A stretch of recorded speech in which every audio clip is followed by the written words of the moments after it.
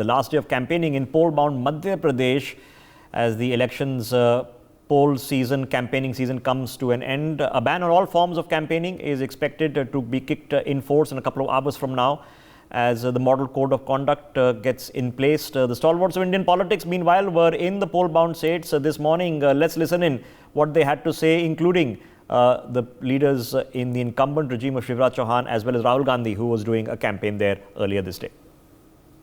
छत्तीसगढ़ की सरकार ने ऐतिहासिक निर्णय लिया है।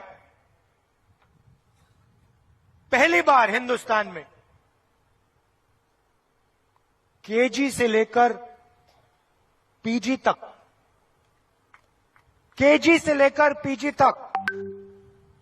छत्तीसगढ़ में मुफ्त शिक्षा मिलेगी। हमारे प्रधानमंत्री मोदी जी के नेतृत्व में जो अभी G20 का जो सम्मेलन हुआ है, वो G20 का सम्मेलन पूरी दुनिया के अंदर भारत को एक नई पहचान उसने दिलाई है।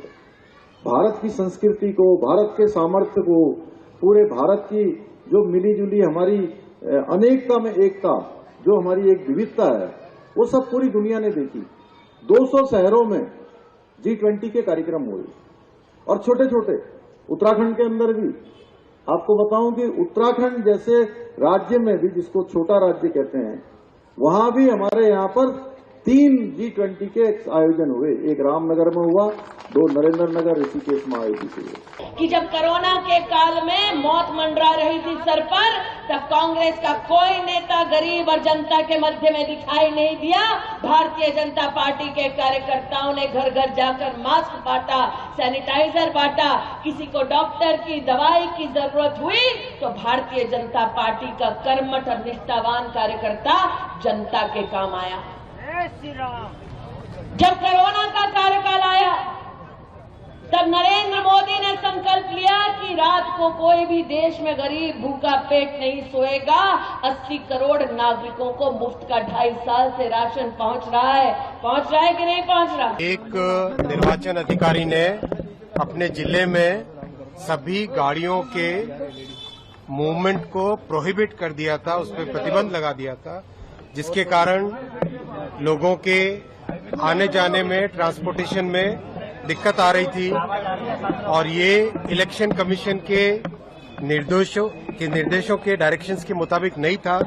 ये शिकायत सीओ साहब के यहाँ दर्ज कराई है, निर्वाचन आयोग में दर्ज कराई है और उनसे रिक्वेस्ट किया है कि जो निर्वाचन आयोग का गाइडलाइंस है, जो डायरेक्शंस है, उसके हिसाब से ही कोई भी मूवमेंट पे रिस्ट्रिक्शन लगाया जाए।